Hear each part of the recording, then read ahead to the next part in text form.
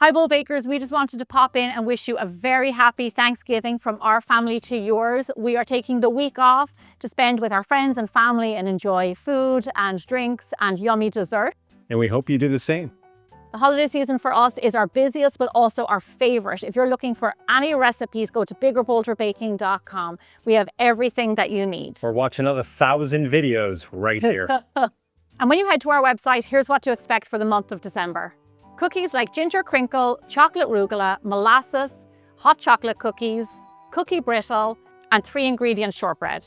Also edible gifts like whiskey balls, eggnog truffles, chocolate biscuit cake, and granola bars.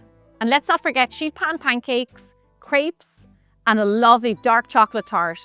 So from my family to yours, wishing you a very lovely holiday season, and we'll see you back in December for some more holiday baking. Happy Thanksgiving. And as you know that I do not go to school every day, and I am very busy because 7 hours of school is a lot for me, even though I'm not even 6-year-old. He's not even 6. George started kindergarten this year.